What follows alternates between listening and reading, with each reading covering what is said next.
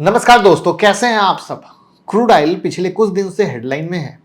Brent crude 95-96 dollar को छूते हुए फाइनली 100 को क्रॉस कर चुका है। और जब 95 के पास चल रहा था तब गोल्डमैन सैक्स जैसी बिग इन्वेस्टमेंट बैंक ने वार्निंग दी थी कि हालात ये रहे तो 120 डॉलर तक जा सकता है। यानी उनके बाद 100 डॉलर क्रॉस कर गया और कुछ ही दिनों में आप देख रहे हो कि मार्केट की भी हालत खराब है। निफ्टी, सेंसेक्स, यूएस मार्केट सबकी धज्जी उड़ी हुई है और मार्केट गिर रहा है। लेकिन यहाँ पर समझना ये होगा कि इसका सिर्फ अकेला वजह क्रूड नहीं है। 5 ऐसी चीजें हैं जो एक साथ मिलकर इस गिरावट को बढ़ा रही हैं और इनमें से तो एक ऐसी है जिसको एक्सपर्ट मैं अपनी बात लास्ट में रखूंगा, क्लियर कर देता हूं, क्रैश का सिग्नल बोल रहे हैं। तो आपको मेरा फाइनल वर्डिक्ट सुनना हो तो वीडियो को लास्ट तक देखिए, कहीं से कोई पैनिक मत कीजिएगा, क्योंकि आज की वीडियो में हम कवर करेंगे मार्केट क्यों गिर रहा है, सारे रीजन एक बाय एक करके आसान भाषा में। क्रूड वाली कहानी की क्या कहानी है और कहाँ तक पहुंची है और सिचुएशन आगे बढ़ती है तो आपको क्या क्या ध्यान रखना है। थोड़ी वीडियो लंबी होगी लेकिन पूरा मजा आएगा, क्योंकि जितने भी टेक्निकल टर्म है उन्हें भी मैं बहुत सिंपल भाषा में समझाऊंगा कि आपको कहीं से कुछ भी बाउंसर ना जाए। बल्कि मुझे पता है मार्केट जब ऐसे कंडीशन में आता है, इन्वेस्टर के पैसे फंसे रहते हैं तो उनको बहुत ज़्यादा डर लगता है और समझ नहीं आता है। तो चलिए शुरू करते हैं। लेकिन पहली बार आए तो चैनल को सब्सक्राइब करके बेल आइकॉन हिट कर देना। और साथ में 25 तारीख से इंडिया की पहली AI based smart money class हम लोग शुरू करने जा रहे हैं, जहां पर 10 दिन की क्लास होगी। बेसिक से एडवांस तक पढ़ाएंगे, आपको लाइव क्लास देंगे, रिवीजन देंगे, हैंड होल्डिंग देंगे, स्क्रीनर देंगे, AI चीजें सिखाएंगे। अब आप कहोगे अरे मुझे तो AI आता नहीं है तो कैसे होगा। डोंट वरी, आपको कुछ नहीं आता ये ज़्यादा अच्छी बात है, सीधी सी बात है। 9708094321 पे कॉल कीजिए, हमारी टीम से बात कीजिए। लिमिटेड सीट है, मौका ना जाए। तो जैसा कि मार्केट का चार्ट आपके सामने दिख रहा है, निफ्टी, सेंसेक्स सब गिरे हुए हैं और कुछ सेशन से मार्केट प्रेशर में है। तो जैसा कि मैंने बताया 5 कारण हैं, एक एक करके समझते हैं। क्रूड ऑयल से शुरू करते हैं। तो ब्रेंट आज 100 डॉलर के ऊपर निकल गया। वजह है रेड सी में सऊदी ऑयल टैंकर का फंसना। इसको हम डिटेल में जानेंगे, कहा ना 5 point 1 bye 1। Number 2, Q1 earning आने चालू हो चुके हैं बट कहीं से कुछ अच्छे नहीं आ रहे हैं, जो आ रहे हैं उल्टे पुल्टे ही आ रहे हैं। वहाँ पर इन्फोसिस का देख लो, आपको देखने में रिजल्ट अच्छे लगे बट गाइडेंस जो है क्या किया, रेवेन्यू का फुल ईयर का गाइडेंस 3.5% से घटाकर 3% कर दिया। मतलब मैनेजमेंट खुद ही बोलता है अपन सतर्क है, वरना कौन कंपनी ऐसा बोले कि सतर्क है। स्टॉक गिर गया। इसी तरीके से इंडिगो की कहानी देख लो, बाकी बैंक्स के रिजल्ट की कहानी देख लो। मतलब जहां नजर डालोगे आपको एक्सीडेंट होता हुआ नजर आ रहा है। बंधन बैंक का एक्सीडेंट हो गया, तो ऐसी कई कहानियां हैं, राइट।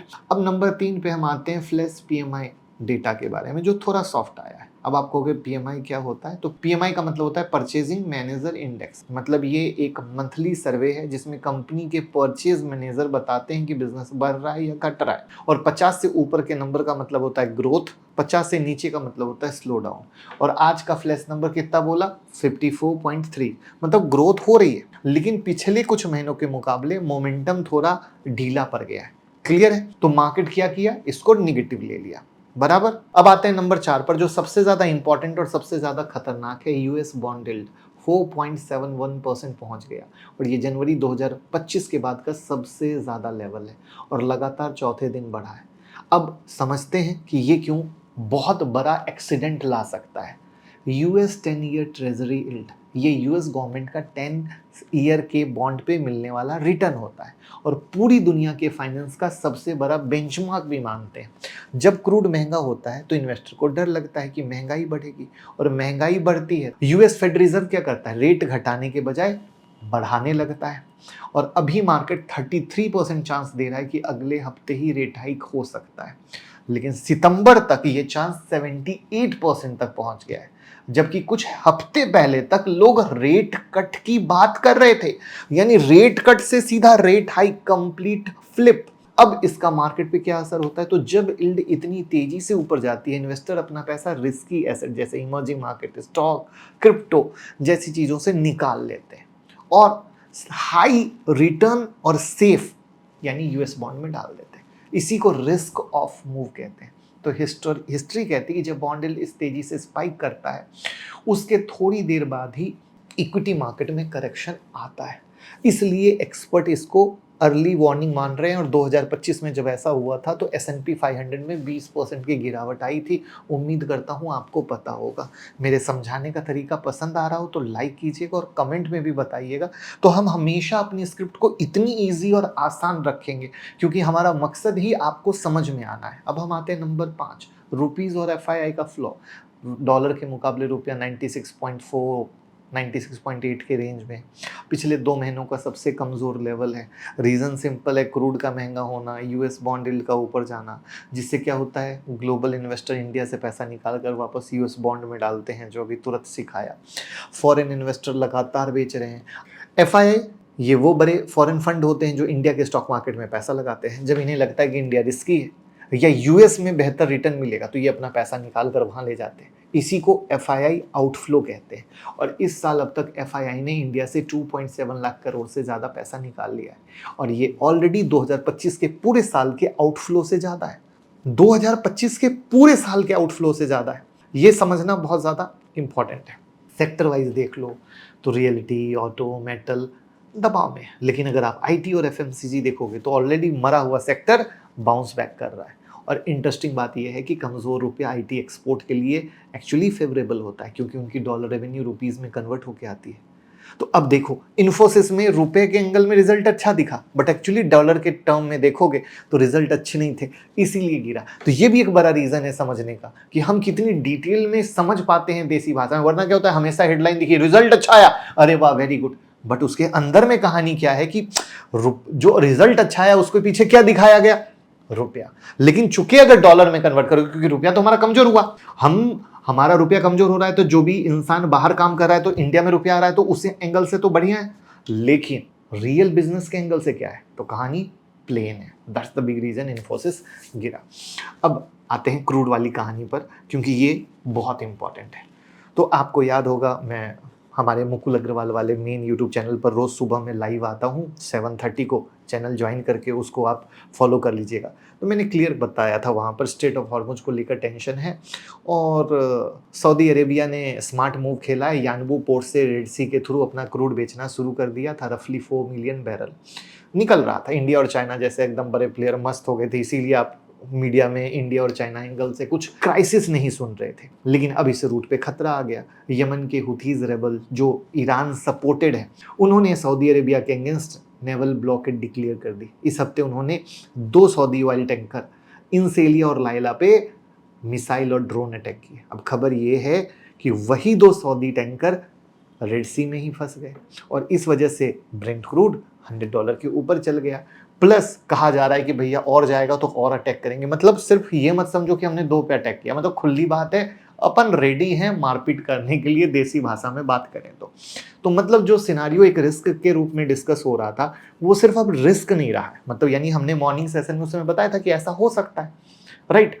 अब सच में ऐसा हो गया तो मार्केट उसको रियलिटी मानकर प्राइसिंग कर रहा है and due to that reason market गिर रहा है। यहां तक भी क्लियर कट बात समझ में आ गई होगी उम्मीद करता हूं। अब हम बात करते हैं गोल्डमैन सैक्स के $120 वाले टारगेट के बारे में क्योंकि ये पॉइंट भी समझना जरूरी है। क्योंकि जब मीडिया में ये बात आई तो जो लोग हमें फॉलो करते हैं इंस्टाग्राम पे या हमारा टेलीग्राम चैनल में बहुत सारी क्वेरी आई। तो देखिए गोल्डमैन का बेस केस अभी भी कंजर्वेटिव है। उनका कहना है Q4 2026 में ब्रेंट क्रूड $80 के पास रहेगा और 2027 में 75 तक आ सकता है अगर टेंशन थोड़ा कम हुआ तो। अब ये अगर मगर मत भूलना क्योंकि यही सारा खेल करता है। लेकिन उन्होंने रिस्क सिनारियो दिया कि अगर स्ट्रेट ऑफ हॉर्मुज और इसके बाद रेड सी दोनों जगह अगर प्रॉब्लम क्रिएट होती है तो ब्रेंट 120 के ऊपर जा सकता है Q4 2026 में और 2027 में वापस से गिर के 100 के पास आ जाएगा, लेकिन हाइयर लेवल मेंटेन रहेगा। तो लॉजिक सिंपल है, गल्फ से जो ऑयल पहले से ही प्री वॉर लेवल 45% से नीचे एक्सपोर्ट हो रहा है, अगर रेड सी भी बंद हो गया तो फिर रास्ता पता है कौन सा बचेगा, सुएज कैनाल वाला। बहुत महंगा, बहुत लंबा रूट है, राइट। और महंगा मतलब बस वही महंगाई। तो याद रहे ये गोल्डमैन का रिस्क सिनारियो है, बेस केस नहीं। मतलब इसको सिंपल भाषा में ऐसे समझो, बेस केस मतलब जो सबसे ज्यादा होने की संभावना है और रिस्क सिनारियो मतलब अगर चीजें बिगड़ती हैं तो वर्स्ट केस में क्या हो सकता है। लेकिन जिस तरीके से ब्रेंट क्रूड $100 क्रॉस कर गया है, मार्केट इस रिस्क सिनारियो को तेजी से प्राइस इन करता है, क्योंकि मार्केट ये नहीं कहता कि 2-4 टैंकर उड़ा दो उसके बाद हम 120 जाएंगे। समझ में आ रहा है? मार्केट पहले ही जो कार्यक्रम करना होता है वो कार्यक्रम कर देता है, and due to that reason crude ऊपर ऊपर ऊपर जा रहा है, मार्केट नीचे नीचे आ रहा है, करेंसी कमजोर हो रही है। अब यहां पर हमें इंडियन मार्केट के पैटर्न को समझना होगा, और एक पैटर्न है जो आप बार बार देखेंगे, इसलिए समझ लीजिए, दिमाग में बैठा लीजिए, पेपर में नोट कर लीजिए, इस वीडियो को सेव कर लीजिए, जिंदगी भर की प्रॉब्लम दूर हो जाएगी। सबसे पहले FII फ्लो, जो हमें ने ऊपर समझा ना कि जब क्रूड स्पाइक होता है तो FII इंडिया जैसे ऑयल इंपोर्टिंग इकोनॉमी को रिस्की मानते हैं और सेलिंग करते, भैया बेचो, खत्म करो। ये पहला ट्रिगर होता है, जैसे मैंने बताया, जो ऑलरेडी हो रहा है इस साल। दूसरा होता है सेक्टर रोटेशन, मतलब OMC कंपनी, मतलब ऑयल मार्केटिंग कंपनी, जैसे IOC, BPCL, HPCL, जो क्रूड को रिफाइन करके पेट्रोल डीजल बनाती हैं और बेचती हैं, इन पे प्रेशर आता है क्योंकि रिफाइनिंग मार्जिन बहुत घटने लगते हैं। एविएशन स्टॉक, जैसा आप इंडिगो में देखो, प्रेशर में है, क्योंकि ATF मतलब एविएशन टरबाइन फ्यूल, यानी फ्लाइट का फ्यूल, उसकी कॉस्ट सीधा प्रॉफिट खत्म करती है। पेंट और टायर कंपनी का रॉ मटेरियल किससे लिंक्ड है? क्रूड से लिंक्ड है, तो उनका इनपुट कॉस्ट बढ़ जाता है, तो ये सब क्या हो जाते हैं? निगेटिव सेक्टर में आ जाते हैं। लेकिन इसके उलट ONGC, ऑयल इंडिया जैसे अपस्ट्रीम प्लेयर के लिए ये पॉजिटिव होता है। क्यों? क्योंकि उनकी पर बैरल रियलाइजेशन बढ़ जाती है। फिर हम आते हैं करेंसी पे। क्रूड महंगा मतलब इंडिया को डॉलर में ज़्यादा पेमेंट करना है इंपोर्ट के लिए, ज़्यादा डॉलर डिमांड मतलब रुपीज़ पे प्रेशर, जो आज हो रहा है, तो उसी के कारण 96 के करीब रुपया पहुंच गया। रुपया कमजोर होने से क्रूड और भी महंगा हो जाता है हमारे लिए। अब ये पूरा का पूरा साइकिल यूं ही चलता रहता है, और यूं ही हमारे फॉरेक्स रिजर्व पे इशू आता रहता है, और due to that reason currency को बचाने की RBI कोशिश भी करे तो वो एक इंजेक्शन मात्र होता है, बट प्रॉब्लम सॉल्व नहीं होती है, और इसीलिए स्टॉक मार्केट भी परफॉर्म नहीं कर पाता है, तड़पता तरसता रह जाता है। सिर्फ आपको दिखाने को लगता है कि ये ऐसा हो गया वैसा हो गया, बट प्रैक्टिकली किसी का पोर्टफोलियो ग्रो नहीं होता है। कमेंट में सच में बताना, आपको लगता है मार्केट नीचे से इतना घींचा था, मतलब गिरने की बात छोड़ दो, घींचा भी था, तो क्या आपके पोर्टफोलियो में ग्रीन ग्रीन ग्रीन दिखा है? कमेंट में जरूर बताइएगा, जिसे दूसरे लोग, जो नए लोगों को सीखने को मिले। आपका कमेंट बहुत इंपॉर्टेंट होता है, और कोई क्वेरी मेरे से पूछने की हो वो भी कमेंट में लिखिए, तो मैं कमेंट को चेक करता हूं, मैं आपको जवाब दूंगा, क्योंकि इसी से एक हमारे और आपके बीच रिलेशन बनता है कि नहीं, मैंने कुछ बताया, आपने कुछ सीखा, आपने सवाल किए और हमने आपको जवाब दिया, तो ये एक लर्निंग जो होती है आपको बहुत आगे लेकर जाती है। अब सबसे जरूरी हिस्सा, हिस्ट्री क्या कहती है? तो हिस्ट्री दूर नहीं बैठी है, पास में ही बैठी है, और मैं पीछे नहीं जाऊंगा, क्योंकि बहुत सारे लोग मार्केट में नए हो सकते हैं।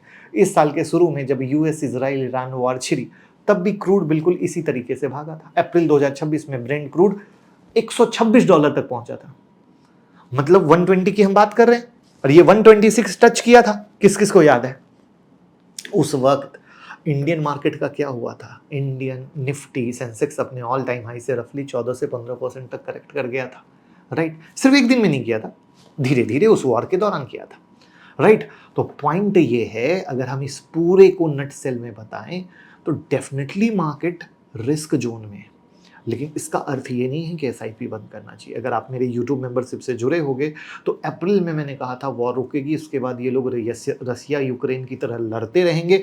रसिया यूक्रेन हम पर इम्पैक्ट इसलिए नहीं डाल पाता है क्योंकि वहाँ क्रूड का मामला नहीं है, यहाँ पे क्योंकि क्रूड का मामला है, तो ये रसिया यूक्रेन की तरह करते रहेंगे, तो क्रूड के कारण हमें परेशानी होती रहेगी।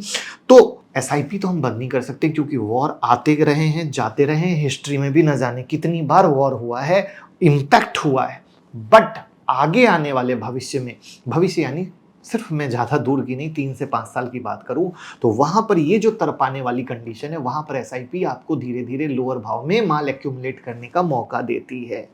समझ में आई? लेकिन लमसम लगाने की सलाह मैं कभी नहीं दूंगा, क्योंकि लमसम में अभी तक मार्केट कुछ क्लियर नहीं है, सिनारियो क्लियर ही नहीं है। तो लमसम पैसा अगर लगा लोगे तो स्पेशली छोटे इन्वेस्टर के लिए बहुत दिक्कत हो जाती है, क्योंकि भगवान न करे मार्केट यहाँ से किसी भी कारण से और ज़्यादा गिर जाए तो आप परेशानी में आ सकते हैं।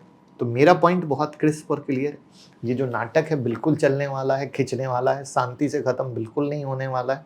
मैं अपनी बात पे एज इट इज़ कायम हूँ।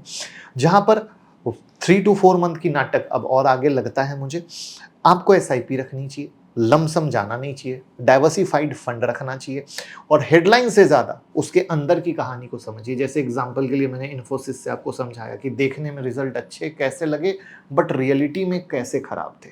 तो क्योंकि अगर क्रूड $120 गया तो हमारी इकोनॉमी के लिए कहीं से अच्छा नहीं होने वाला है और वहाँ पर रुपया भी कमज़ोर होने वाला है। तो एफआईआई की सेलिंग अगर अगर वो ऊपर गया तो रुकेगी नहीं। उस कंडीशन में हमारे लिए भी बहुत ऊपर जाना बहुत मुश्किल होगा, यानी हम ऊपर जाएंगे बट रियलिटी में आपका पोर्टफोलियो ग्रो होते हुए नहीं दिखेगा। तो आई होप मैंने सारा पॉइंट क्लियर कर दिया है कि हमारी स्ट्रेटजी क्या होनी चाहिए, हमें कैसे वेट करना चाहिए, एसआईपी करनी चाहिए, लमसम नहीं करना चाहिए, एसआईपी बंद नहीं करनी चाहिए। और हमारा जो 25 तारीख से एआई स्मार्ट मनी क्लास शुरू हो रहा है उसको ज्वाइन कीजिए 9708094321 पे, जिससे मार्केट अगर गिरता है तो बेच के आप ट्रेड कर सकते हैं, क्योंकि ज़रूरी नहीं कि सिर्फ ऊपर जा रहा है तो आप खरीदें, बेच के भी ट्रेडिंग होती है।